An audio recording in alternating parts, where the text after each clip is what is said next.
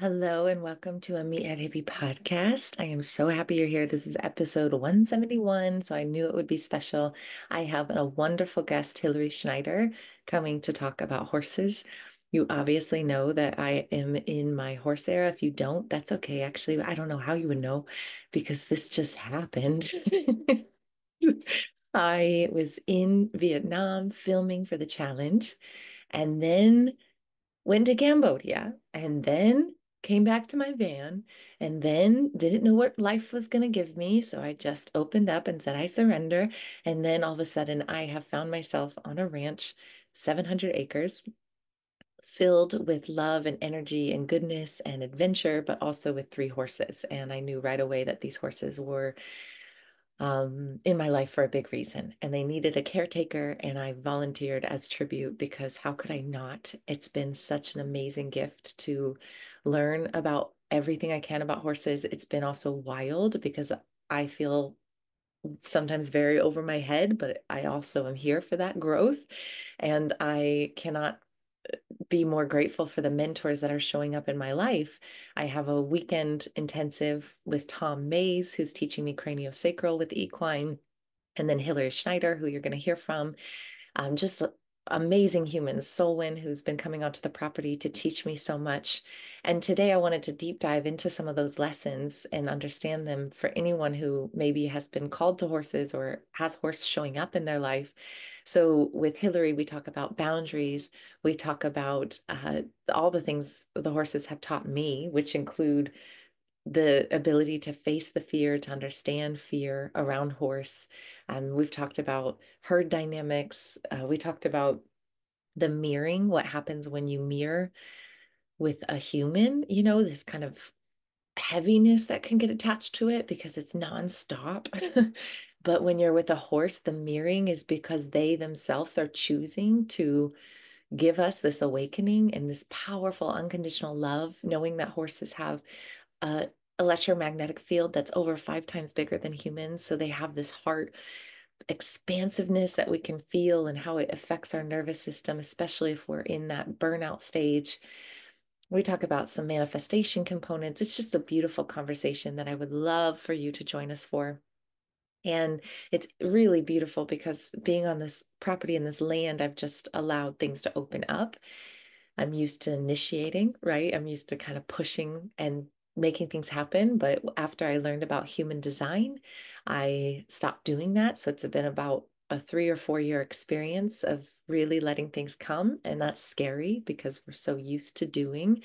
But I have really let this space tell me what is needed. And it has been so clear to host a retreat on this property because I want to take the challenge components, which was such a powerful part of my life and activated me in a really amazing way as a warrior goddess badass that I think I am and reflected back to you. You probably are into me because that too exists in you.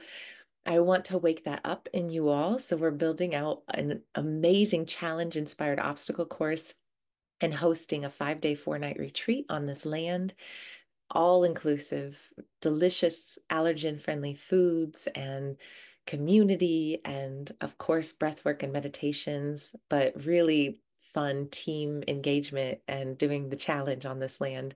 And I want you all to meet the horses. So I am really grateful for this. This is happening next spring in April for all women, and then fall for a co-ed. If you are at all interested in what I talk about, community, activation, really, really deep diving into self, and then, of course, having fun and competing and getting something on your calendar to train for. This is perfect for you. I'm going to have some really amazing challengers join us, and I cannot wait for this. So, all of that can be found on emilyschromm.com. And Hillary, who's my guest today, she's my really, truly my mentor in this because I don't quite know what to do with these horses, but I don't even care. They're here to teach me, and that's what I'm here for. They're not rideable horses yet. If that's what they want to be, that's what we'll guide into. But Hillary hosts her own retreats in Canada that I'm going to go to that really help you deep dive into just horse medicine. So please check out her website, hillaryschneider.com. And I can't wait to go learn from her and understand what this horse era is teaching me. Thank you for being here. Thank you for being a listener. It's been a while since I've had a podcast, so I would love to hear from you. And my next challenge or my next podcast, episode 172, is actually going to be a Q&A on the challenge. And then you can ask me anything about the challenge, my challenge experience, and then, of course, about this retreat. So if you have questions about anything, email me, support@emilyschromm.com. I just want to share one thing that happened yesterday that was such a direct reflection of how horses are mirrors. I had a really interesting experience where I go up to the horses every morning and I feed them at 8. And for the first time ever, um, I experienced a choking horse, and this was Princessa. She's my 1.5-year-old. I say she was mine. These are my horses. I'm just lucky enough to get my hands on them every day. She was choking, and I had no idea what to do. There's no Wi-Fi. You can't just Google. It was this entire experience where I did everything wrong, I'm sure, but I also knew that me being there and going through this with her was there was a reason. It never had happened before, and I was with somebody who I truly believe she was mirroring. And we ended up after this really intense 30-minute experience of massaging and moving down this food down her throat and her passing out and then coming back up, and quite a traumatic experience. The gift was number one, the horse Princessa, who never has let me touch her or hug her for longer than a second because she butts away and doesn't want physical contact unless she initiates it. She now lets me hug her and hold her in a really sweet, beautiful way. Like, oh, it just makes my heart swell. Like we really bonded in this intense experience.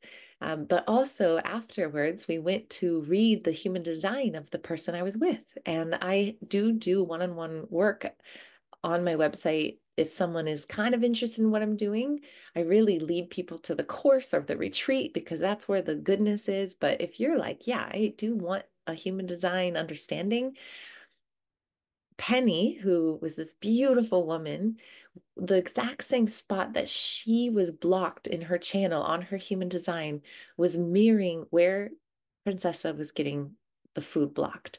And I felt so strongly about moving that for Penny, the human, just like we helped move it for Princessa. And honestly, I don't even think I had to do anything. It was this wild experience where Princessa was almost choosing to go through that experience to mirror what was needed for Penny in this never unforgettable moment that Penny was like, whoa, that's the exact thing I need to clear and move.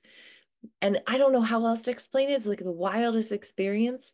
Everyone left lighter and happier and more expansive. And this is just what horses do. This is what they choose to do. Come to earth, help us awaken, and show us again and again and again how we can be more connected to ourselves. And I just am so in love and in awe of that. And I am fully on board with learning as much as I can to give back and help you guys also experience that. So listen to this podcast, let it activate whatever horse energy you have. And please be in touch if you are interested in the retreat or anything, emilyschromm.com. I got you. Big love. Hillary, I've been so curious who is going to be my episode 171 because that just kind of feels like a magic Mm. number. So it is, of course, you, and I'm so happy to have you on a Meathead Hippie podcast. Thank you for being here. Well, thank you for having me. I'm grateful for the opportunity. Well, how could I not have you? You have a podcast called Women Who Run with Horses. Yes, yes. This is true. And as you know, I contacted you because I have clearly entered this horse era. And Yes. I just think horse medicine, Mhm. horse symbolism, horse energy, like I just want to deep dive in that with you. You've been in this for such a long time. I maybe want to give a little bit of background to people, but then Yeah, we just dive into the yeah, whole world. How did you first experience, yeah, how did horse come to you? How did that yeah. interaction happen? Yeah. So, I mean, I think like I think a lot of little girls can relate, that obsession with horses as young kids. And so I think from like a very young age, I have pictures of me sitting on a horse at 2 or 3. Now I didn't grow up like owning horses. I didn't have horses. I lived in like suburbia outside of, Hamilton, Ontario. But as soon as I was able to go to like, riding camps, I basically spent my summers, going to riding camps from I think aged like 6 to 16 or 17. Um, and then my mom actually interviewed this Arabian breeder, family for her newspaper. And I went with her, and a woman was working there, and she said she went to college to be a horse breeder. And I was 13, and it just like clicked for me, like that's what I wanted to do. So I thought I was going to be a horse breeder. That was my, you know, um, entry point into, a life with horses. But I think from, I knew there was something special about horses. I think growing up as a kid, that was a little bit more sensitive. Didn't always feel like I fit in with kids my own age. I think horses were, kind of a place of safety. I think a lot of us feel that way. So I think I knew there was something special about them. I felt like my purpose was with horses. I think I had that, inquiry of purpose from a young age. But I thought it was with, being a horse breeder. I was also obsessed with thoroughbreds and the racing industry, which seems like a very strange thing, if people met me now of like that I would be so into that, but I was. And so I ended up going to college in Alberta for horse breeding. So it was an equine science production and breeding program. And then I ended up working in the thoroughbred industry actually for a couple years, in like all around Canada, and then a stint in New York, actually, in New York State. And then I think that it, very quickly, you just see the mistreatment of, horses in the industry. I think as a woman in that industry, I didn't get a lot of, weren't treated super well. And then I think I just had this feeling of like, I don't think my life's purpose is to, clean stalls for the rest of my life. And so I left the breeding industry. And I was pretty devastated about that because I had no idea like what am I going to do with horses? That was kind of it for me. So I was a little bit lost. And then I also didn't really have a desire to work with people, like I think I was sort of one of those people that like, I want to work with animals because no thanks with people, people can be baffling and confusing and all of that. And in my teenage angst stage, but I did like my dad actually is a coach, so business coach, and I had a life coach since I was 17. And I thought, well, maybe I don't know what I want to do with myself, but maybe I'll do coach training and, maybe that will lead me somewhere. And so I ended up doing coach training through the Coach Training Institute. Couldn't stop talking about horses. And then in one of my workshops, somebody said to me, oh, I know this woman doing coaching with horses. I was like, excuse me, what? Like, what is this? And, you know, that kind of felt like a pull, like all of these things I think were like a pull. And that was in 2006. So I ended up spending 3 years training with different people in, the equine facilitated learning space. And I think it just clicked like, oh, this is the thing. And, for me, I wanted to be doing something with horses that felt honoring to the horse. And so that was sort of my segue into it. And then, after training, I kind of, found my way to eventually having my own space. So now I have 88, like my dream property, 80 acres, and I have a herd of 29 horses, um, all former rescues. So I think kind of looking at, being part of the racing industry and what often happens with horses once their purpose is fulfilled or they can't be ridden anymore, they're often sent to slaughter. So I take in horses that are not rideable because those are the ones that are often not adopted. And so that's sort of who I kind of give homes to. So it's I think a dual purpose of helping people, but it's also giving horses a forever home that need it. And my hope is then when people come here, they get a different introduction to, the horse medicine space, which we'll get into. So that's like a kind of long story short into, my realm. So I've been kind of traveling them with them for a long time, but, it took me a little bit to like, figure out that this is the manifestation of that path. Well, that's so beautiful because that is truly your gift to the world. Because when you have people come to your herd, that's how I got connected with you. It Yeah. was, what do I do with horses? What am I supposed to do? And you've been in every stage. Oh, that makes me so sad about the slaughter. I mean, that's like a world that I've barely even Yeah. Yeah. understood. It, Yeah. wow. Yeah.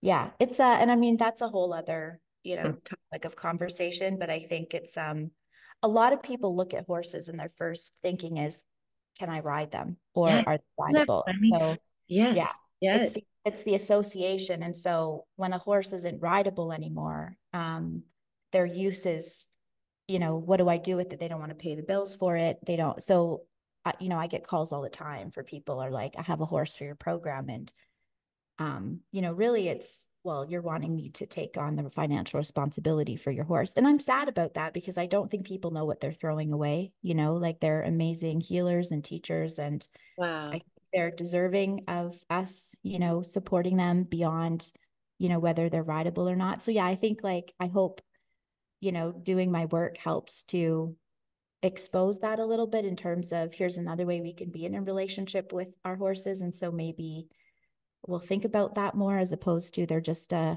kind of a disposable being if I can't ride them. But it is Yeah. that association of horses and riding is, what do you do with your horses, type of thing. So I think that's still very much in kind of the consciousness around horses. It's just the whole, riding thing. Yeah. Yeah. What can it do for me? And it's an Yes. interesting dynamic because obviously this kind of whirlwind of Yeah. last 4 to 5 months for me finding these horses slash the horses finding me and being like, okay, they're not rideable, but Yeah. that's, how do we engage? And it's amazing what can be done with them and Yeah. how they teach us and the reflection in the mirror. So Yes.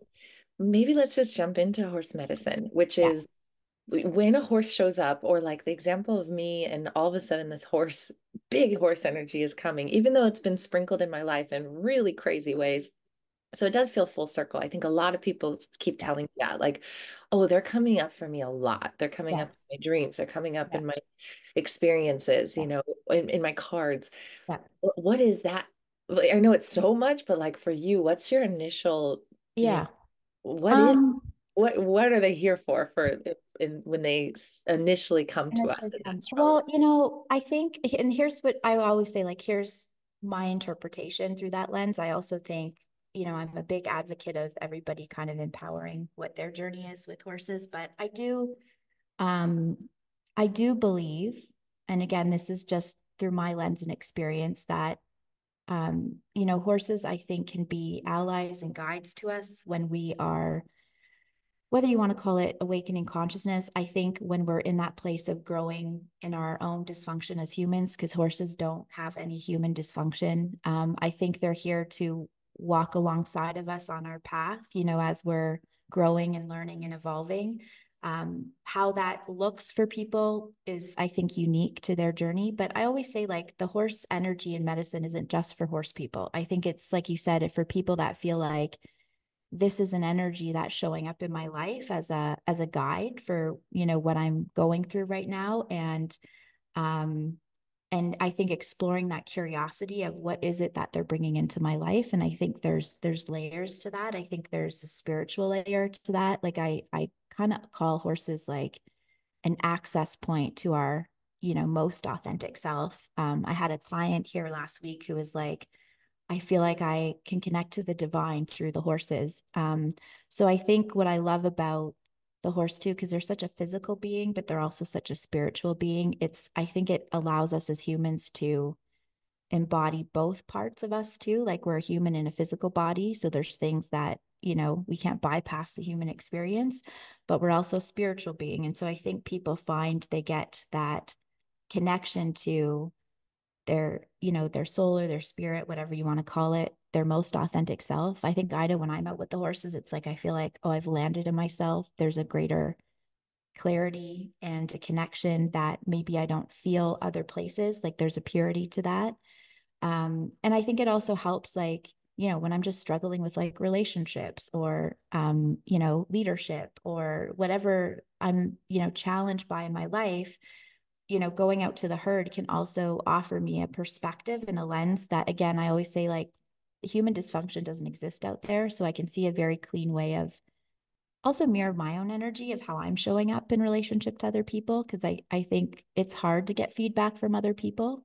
And I tell people you also shouldn't trust feedback you get from other people because it's filtered through their bias and their lens and their wounds and everything. But I can trust a feedback from a horse. And so I think we're more receptive to see, taking ownership of like, what's my impact in this situation? And I think looking at ourselves to look at those places that, I mean, I use the word dysfunctional, and every human on the planet is dysfunctional. FYI, it's Yes, just varying degrees yes, of dysfunction, right? And as long as we're being a human body, we're going to be dysfunctional. But I yes. think I also find horses help us see ourselves through the lens of compassion. So we're not so hard on ourselves. We're not judging ourselves for the things that we're growing through. So I think it allows us to always say, like, what is the invitation that I'm being given through the challenges in my life? And what is it calling forward in me? And how the horse is helping me embody that, so whether that's in my business or my relationships or like even buying this place, my dream property, which was a very outrageous, outlandish thing for me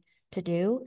I think the horses were very essential for me of like, how do I step into this thing and carry it and hold it? And I wouldn't have been able to do, I think, most of what I do without them showing me pieces of myself that I can call forward to help me walk different passages of my life. So that's kind of how I would interpret that. And I think when people come here, I think that's the curiosity of it's also what is happening in me and who is being called forward in me that is maybe mirrored in this horse. And also here's a space that's being held by the herd where I can see, hear, and feel things that maybe it's hard for me to feel, hear, and see when I'm in my day-to-day life as a human being. So whether that's, our intuition or, guidance from our soul or, our ancestors, or, I think that there's a lot of, let's say, portals or pathways that get opened up with horses.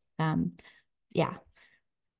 And you, because this mirror component is Yeah. just wow. Like Yeah.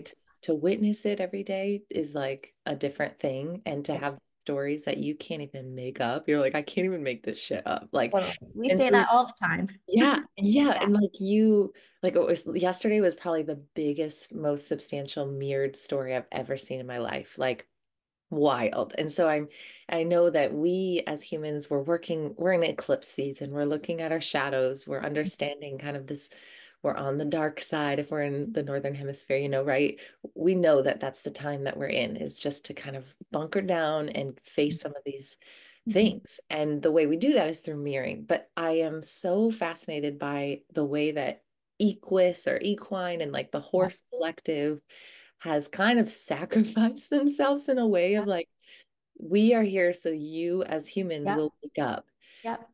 Will you share some of those moments, those like actual stories of the mirroring, whether it's with people who have come to visit or your own, just to give people a real understanding of what that looks like how it has the Yeah. those I can't make that shit up kind of stories. I would love to Yeah. hear. I think I that, mean, yeah, yeah. Well, I'm trying to like, which one do I pull from? I know. I mean, there's so, I mean, I can share. So there's like different like mirrorings of, like you said, the shadow sides. There's also, I think what's so interesting is I think the way humans relate to our shadows is very interesting, and I don't think the horses hold that. So I always look at like, um, I think there's a way that the horses connect us to like the light essence of that, and we get kind of a little bit heavy, I think, in our, we want to pick that apart. So I always say, like, well, the horses often call the part of us forward that knows how to walk through, um with the part of us that's maybe feeling like insecure or fearful or whatever that is, and we'll always have that part that's walking alongside. I guess I'll just go with like a story that, whether this answers the question or not, but I just kind of run with what pops in my head. But I'll share one for myself and then I'll kind of see what pops in terms of, story I can share out here. But when I saw this property, so this is like uh not it'll be 9 years December that I've been here. And this was my dream. And I'm kind of like the type of person that feels like our capacity as humans is greater than we think. And I'm like, I'd rather try to go for something and fail than not try at all. So I'm not really afraid of failure. I'm more afraid of like not trying because I'm afraid. And so this property found me. And also, you mentioned my podcast. For people that are interested more in that whole story, I've gone through my whole journey of everything on my Women Who Run with Horses podcast. And I think I have lots of stories of like the horses and the journey too. But I came to see this property. It kind of, I wasn't really seriously thinking of buying a property, but it showed up and I was like, this is literally my dream property from like when I was a kid. So I'm like, I have to at least try, even though again, it was very outrageous. It was a $1.2 million property. It's like, who do I think, like, how am I even going to pull this off? And this was a dude ranch before I bought it. So this was there was trail horses here. And the second time I came to be with this property, I really wanted to sit with the land and the herd that was here, to kind of feel that connection to, first of all, am I being called to be a guardian of this land and that connection? And also, I want to get input from these horses. And I kind of felt like if it did all go through, there was 4 horses that would end up staying with me out of the 18 that she had, which that, by the way, was excruciating to me because I'm like, how do I choose? How do I make that choice of who stays with me and who moves on, knowing that, um, the trail industry isn't always the best industry for the horses either.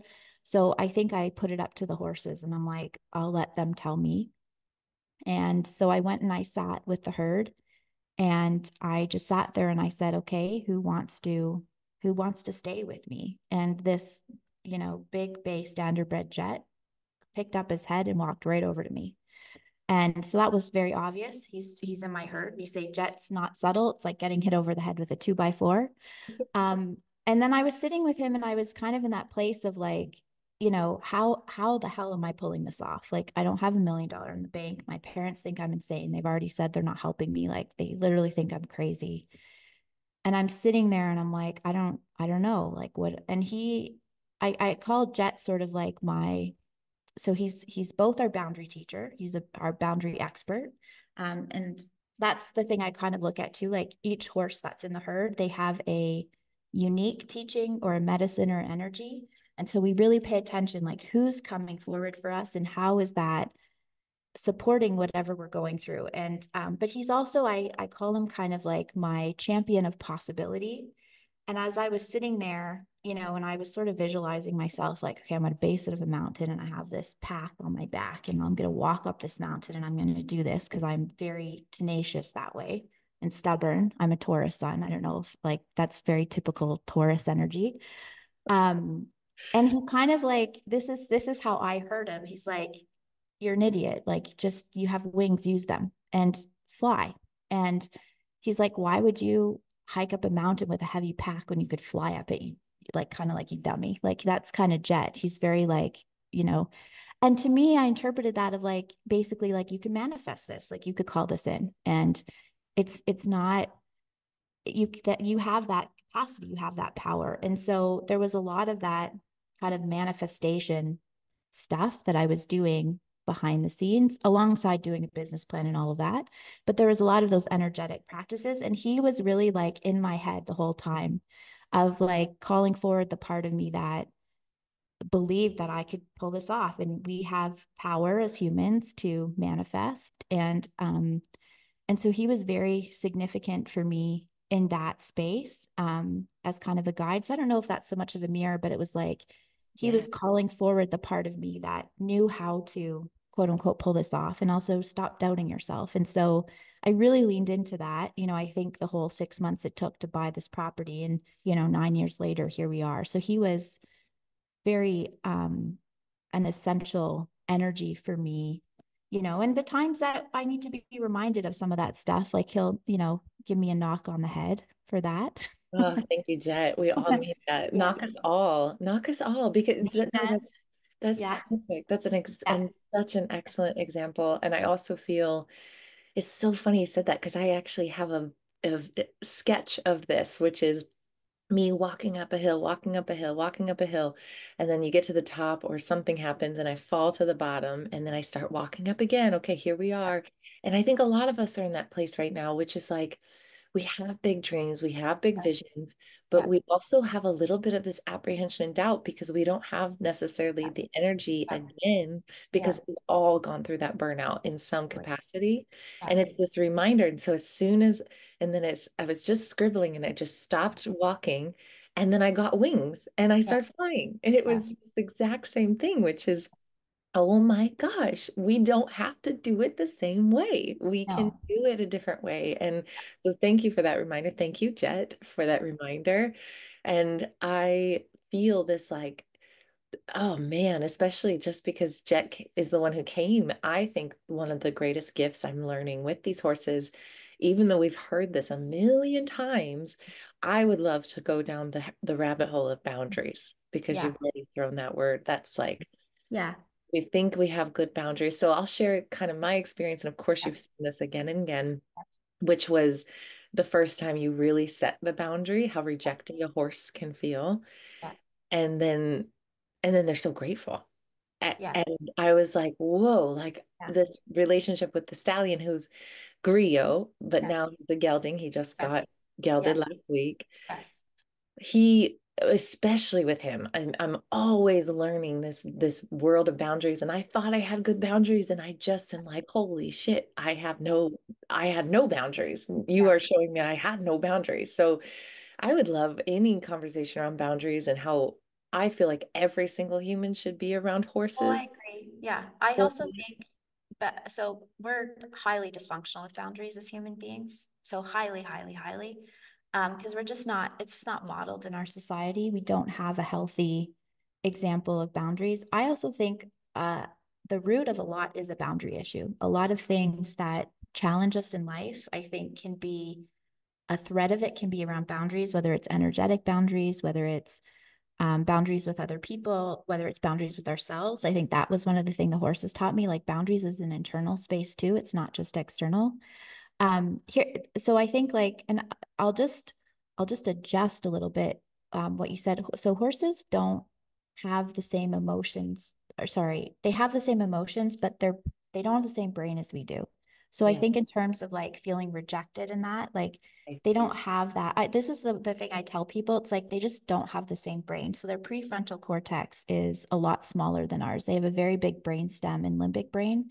So I think they don't experience things the way that we do, you know? So I don't think a horse would feel rejected, but I think what you said, they feel safer when there's a solid boundary? Yes. Does it relax them? 100%. And I think if you look at, like, I actually had somebody say to this to me a couple weeks ago, which I took as a very big compliment. She's like, your boundaries are so clear. I just feel it's clean. I feel really good about that. So Wow. I think what the horses have taught me here, I also want to say this, boundaries is an ongoing journey.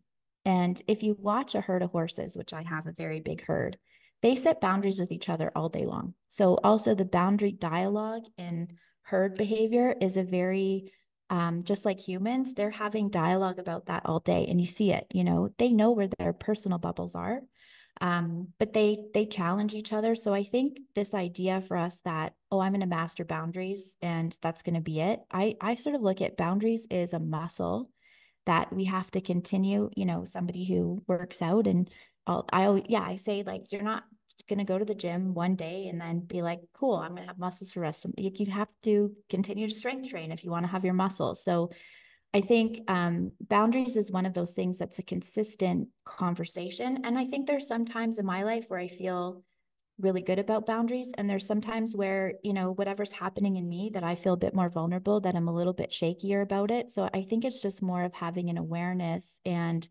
the recovery. I always say it's not about perfecting anything because we're humans, but I think it's that awareness of, oh, this is what's going on, oh, this is what I need to tend to, and this is what I need to tend to it.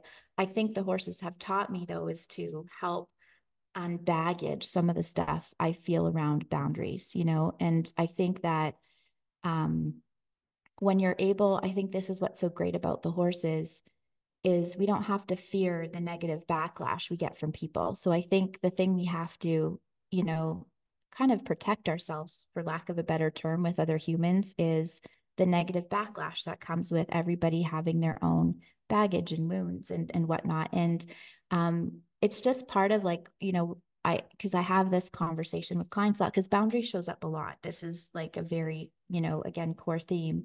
We can't control where somebody else is. And I think sometimes our fear is, I don't want to be in the crosshairs of somebody else's and absorb that. And so oftentimes we don't embody that clarity of boundaries because we're afraid of that reaction, especially when we're sensitive. We feel it, right? When somebody has that charge against us. And so the thing that the horses have, I think, taught, first of all, being able to be with horses to work on our muscle is safe because we don't have to worry about that. Horses don't have that baggage. So they're not offended. They might have an opinion, and they have opinions with each other, by the way. And I think this is what normalizes the boundary conversation. And I'm like, we had it the other day. I had a retreat here, and my mare Callie, who likes to stir the pot with horses, was on one of her rampages where she was going and pinning her ears and trying to, and they had opinions and she had opinions. And so you see that it's very, they have their emotional range too, but then 2 seconds later it's fine. They don't stay in that charge. But I think it normalizes the conversation. But when we're practicing that muscle with horses, then we don't have to like shield ourselves from like, oh my God, what is this person going to do to me if I set this boundary? So we can work through some of our baggage with them without worrying about what they're going to do to us. And it helps people, like, one of the things I often say to people is just be willing to be in this dance with this horse to help us work through that charge. So when we go back into our day-to-day life, I think we kind of build our muscle of capacity to be with other people's reactions without taking it personally. And that's the internal boundary thing. My horse Indra was a big teacher of that for me. He's like, boundaries is internal too. So if you're absorbing and taking in other people's stuff and then you're weaponizing it against yourself, you don't have boundaries in yourself. So it's like we can kind of be like, I don't need to hold this. So it's an external and it's an internal and it's an energetic thing. And I think we all need practice with these muscles. Um, I think also I've had different horses like show me different things about boundaries. Like Jet, for example, where he's a boundary teacher. First of all, he's one. I have two horses in my herd, my lead mare Pony, who's also incredible about modeling this, and Jet. Nobody challenges them because they know you don't fuck with those two. Excuse my language. Like they mean it. There's no leaky energy. It's not leaky. So even though Jet is he's kind of like, I would say, the top echelon, but he's still got probably 6 horses that can move him. The others around him, they know, like they give him a wide berth because he means it. Like they know, okay, there's not really room to challenge. Where some of the other horses, they're like, oh, where are you at today? I'm going to challenge. So when we're leaky in our energy internally, people feel that. There's a lot of, like, I think, what is it, like 90% of communications nonverbal. Um, so we're projecting and communicating with our energy, whether people are conscious of it or not. So I think the first thing is like, well, what's going on here? And so if we have fear about setting boundary or we're leaky about it, that's going to manifest in people like, oh, that person's leaky, I'm going to push. Whereas like I kind of use this, me and my husband and I have work exchange students. I'm the scarier one of the two. And when I say this, I also want to preempt, I've had many years of being challenged and working this muscle. So this is like a lot of practice, but they almost know it's like, oh yeah, Hillary's serious. So they're not going to like come to me, but they'll ask my husband because he's the good cop, bad cop. And it's not that I'm a bad cop, but I'm very clear of like, these are my boundaries and people feel that. I think Jet's a really good, and same with my lead mare. Like we just saw her do it in the herd actually with a group. And I always say when we go out there, it's either a horse coming to you or we might see a horse embodying something that's teaching us. So my lead mare Pony radiates power. I see she's like, and they don't mess with her either. She barely has to do anything. She pins an ear and they're like, okay, she's serious. My horse Indra, just another perspective of boundary, taught me like there's a purpose behind why you have to set boundaries.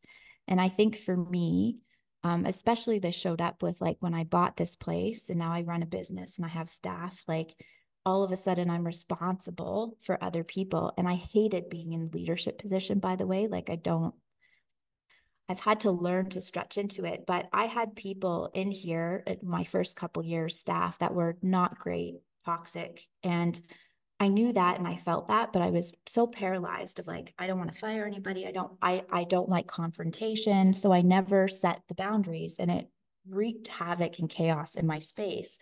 And I didn't know what to do. I was like, I don't know what to do. And Indra, who is actually my first horse, and his role in the herd also. So part of like how I interpret the medicine of the horses is both like, when do they show up with what's happening in my life, but how do they show up in the herd? Like, who are they as a being? And Indra is the horse that if anyone is let's say acting out, or they're not um, in proper herd etiquette, he corrects behavior. So I call him the neutralizer of drama, especially with the young horses if they don't know and they're, testing boundaries. Indra's in there, showing them or setting the boundary around dysfunctional horse behavior, because they have some too.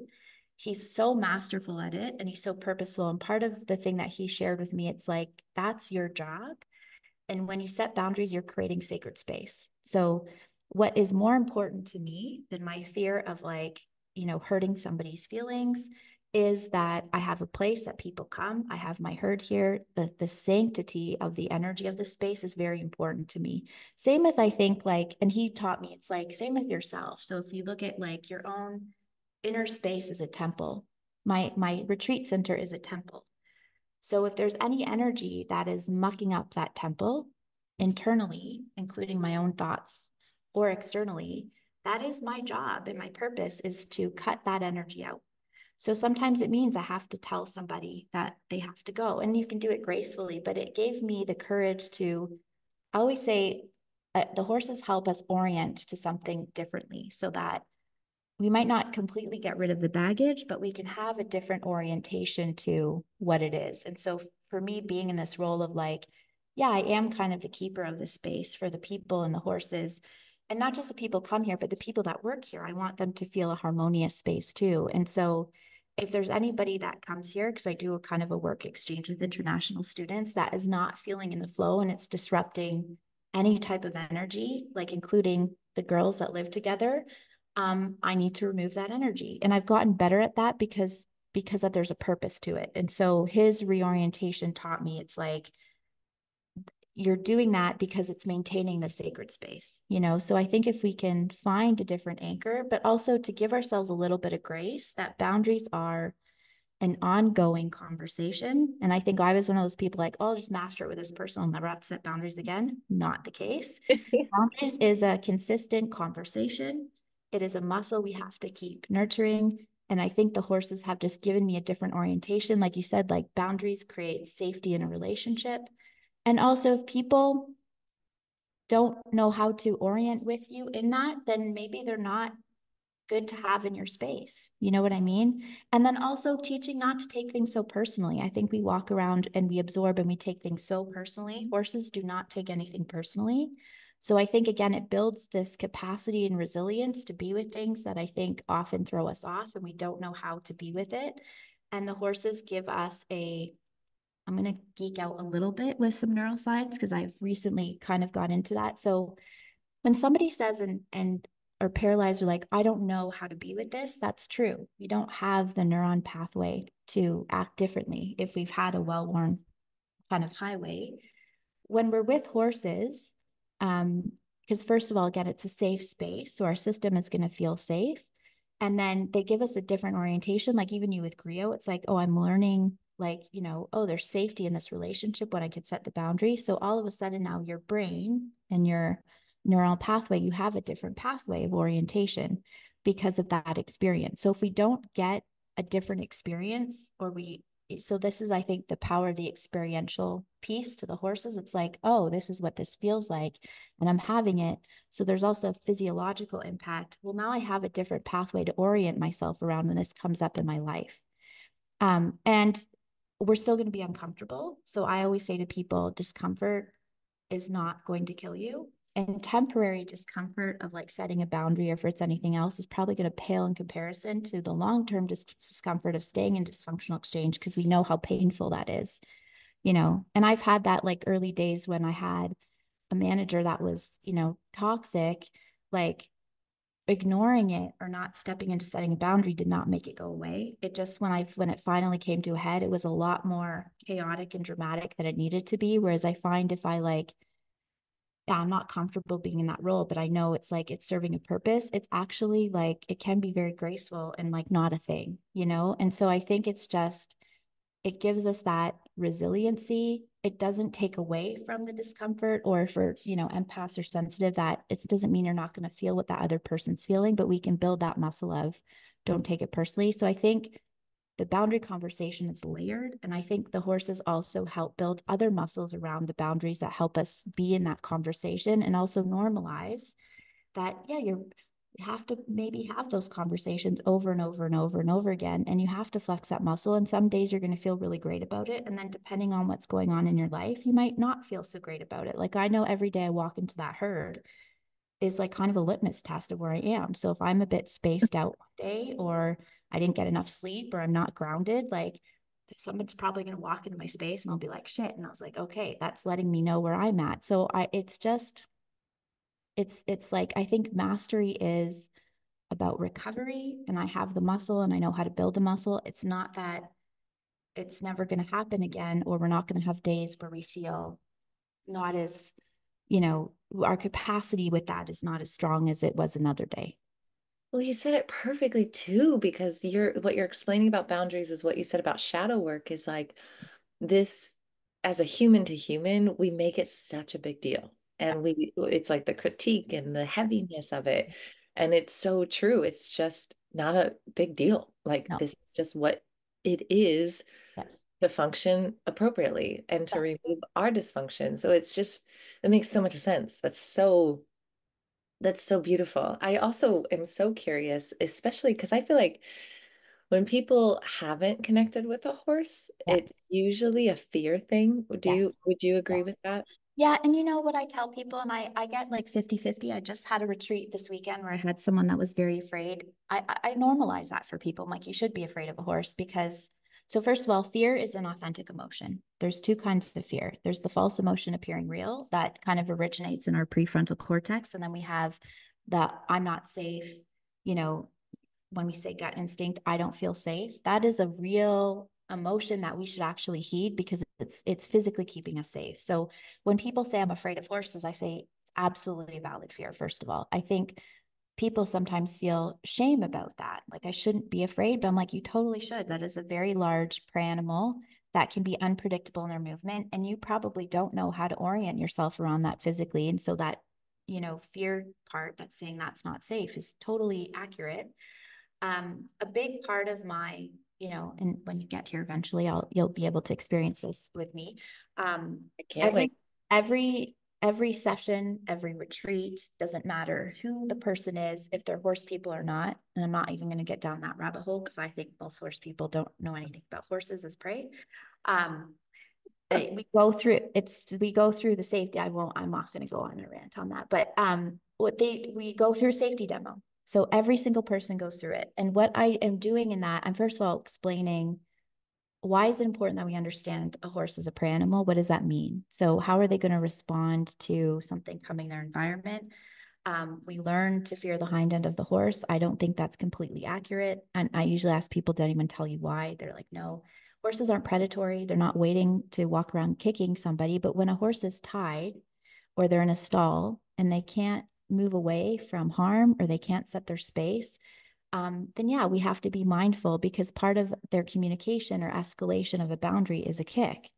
Well, you're going to get an ear pin first, or I mean, I've been kicked by a horse because I was standing in the and putting ointment on a cut that stung to them. So it can also be a reflex, but going out into the herd of horses, I tell people you should be more afraid at the front end because if they're spooked, they're going to run.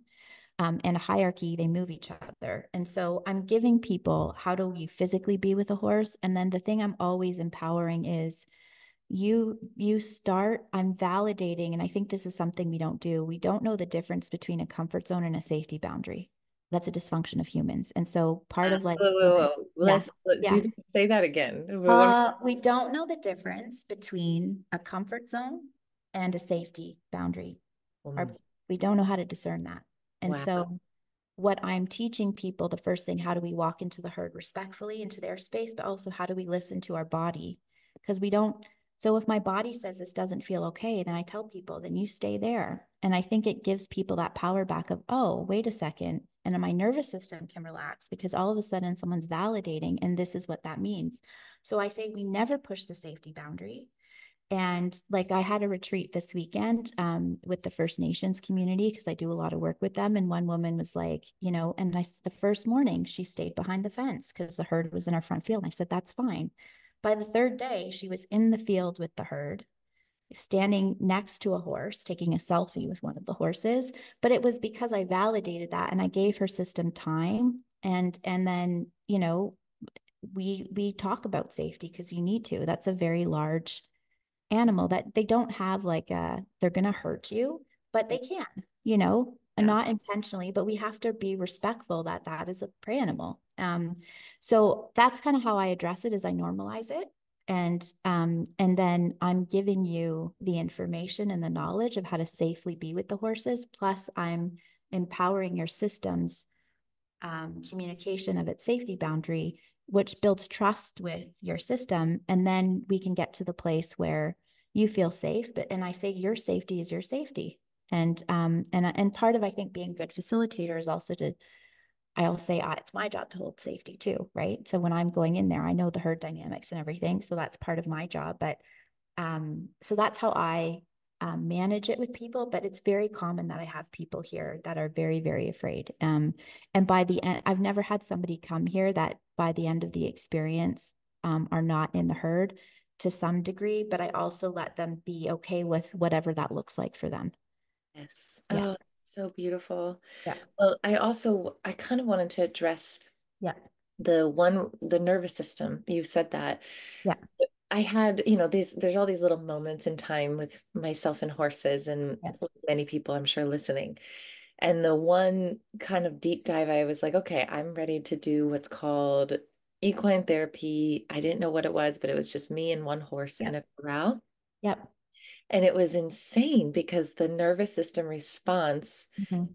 I passed out for like 3 days in a row, Yeah. So is there any language around kind of these, why is there such, is it because of their energetic field, that 40 to Um, 50 feet? Is it because of this healing in myself that's being activated? Yeah, so like I think there's layers. It's Yeah, hard. And totally. again, I'm sort of the type of person I hate kind of saying this is what it is as like a rule because I don't believe in rules, generalized. But I think the also thing is there's a certain safe, yes, there's maybe a trigger of fear, but when you're with a horse that's also regulated, which is also there's lots of offshoots. The reason why I have my herd the way that they do, my herd is out, we come out in their space. So I'm not putting horses in situations that stress them out for the human benefit, but their nervous system's very regulated. And there's a frequency to that. So how does it feel like to be in a space with a being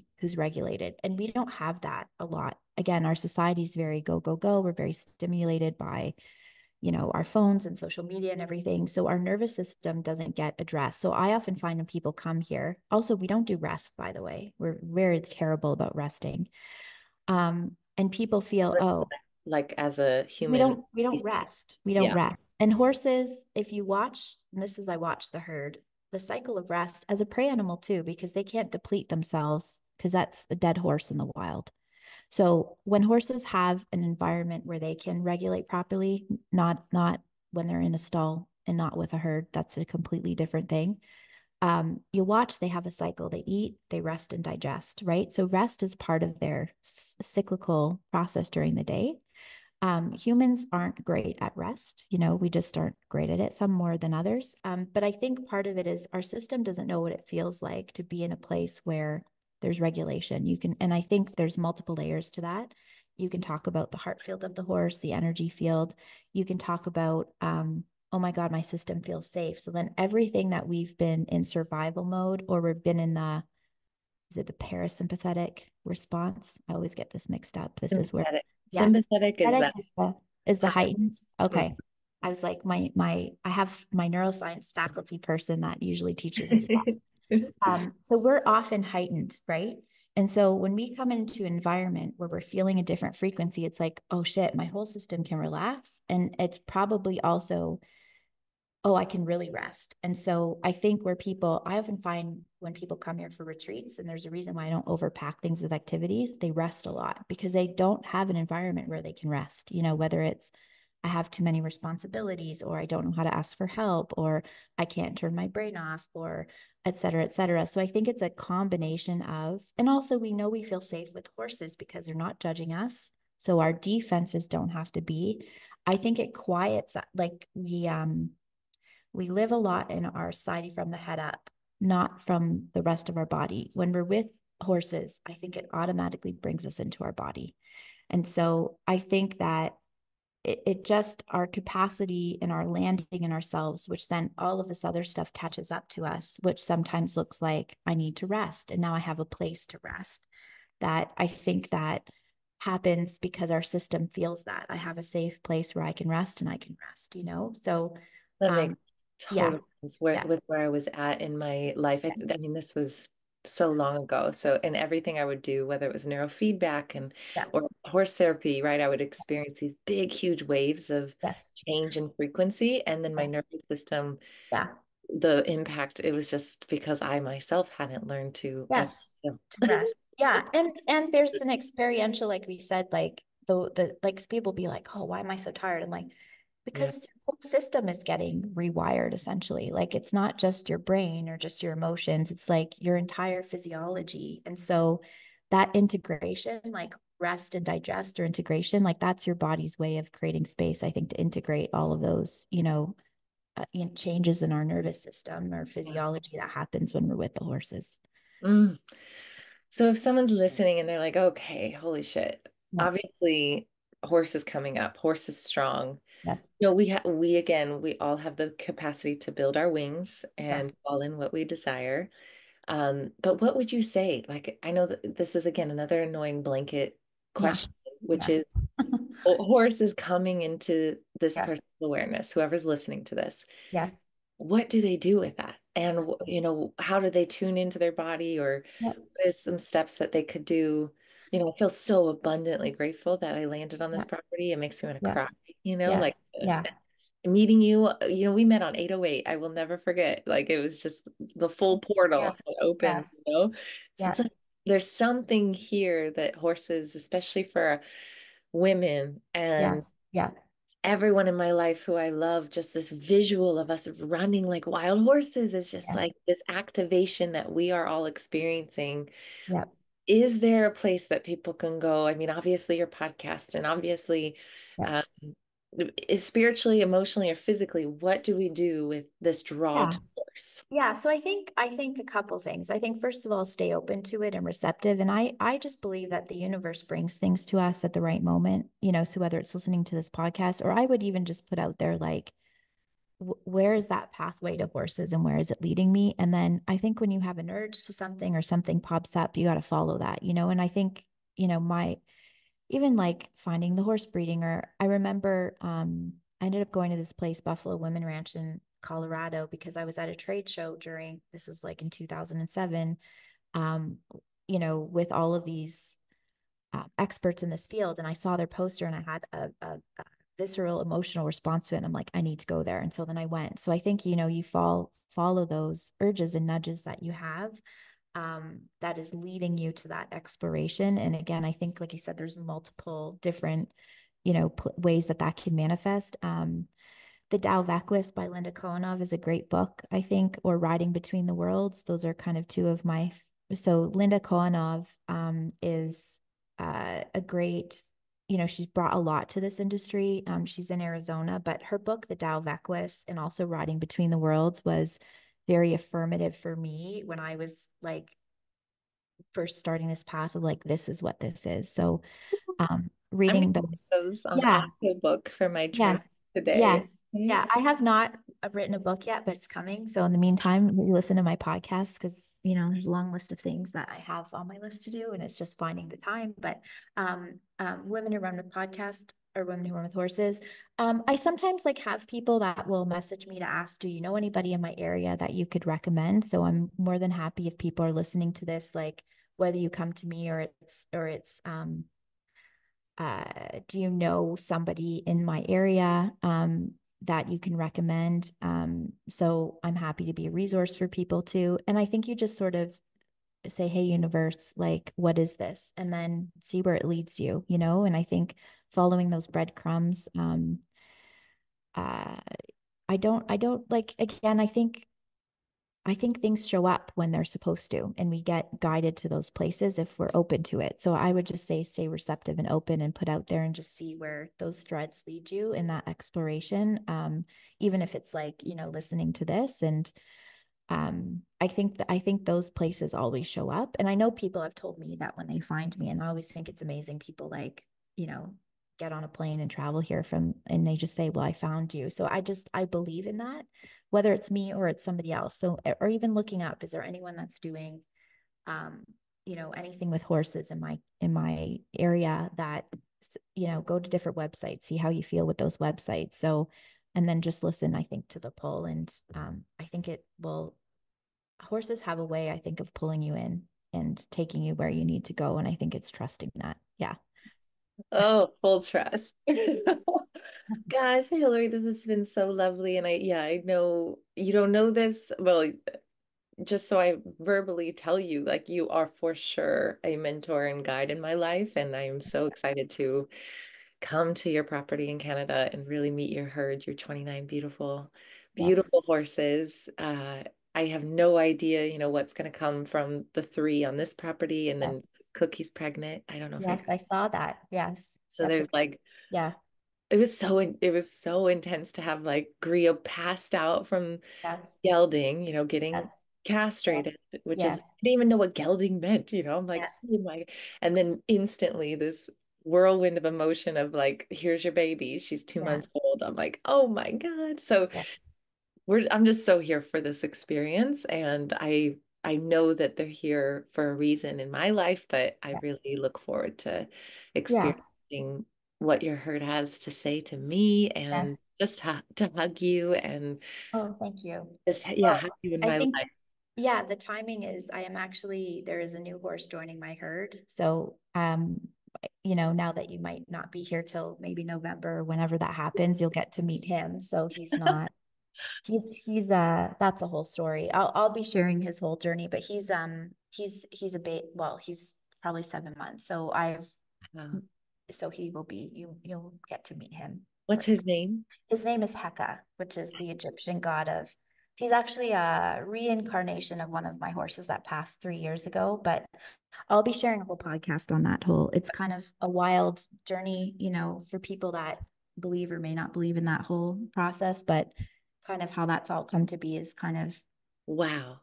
very synchronistic and wild. So when he's actually here, I'll kind of be doing a episode about, you know, his whole journey and how he's come to be. And so he'll be physically here probably because he's actually just getting gelded himself, like in about a week, and then he'll be here probably end of October, early November. Whoa. Okay. I Yeah. think I'm supposed to meet Yes. Hecka. He's a percheron. He's a 3/4 percheron. You know, Wow. big black with a white star. So, Oh, um, yeah. So he will be joining the herd in probably about a month. amazing. Yes. Wow. Well, Hillary, thank you so much for being on this Meathead Hippie 171. Mhm. People can, of course, find you at hillaryschneider.com. That's kind of the way to access your retreats that you host, and then, of course, to contact you for anything. Yes. Your Instagram is at Women Who Run with Horses. I think it's women who run with horse. Yeah. Yeah. Yeah. Just look up women who run with horses and you'll find me. Okay, Yeah. perfect. Yes. Wonderful. We are Yes. we are now all initiated to Women Who Run with Horses. I think that energy. Welcome to the journey.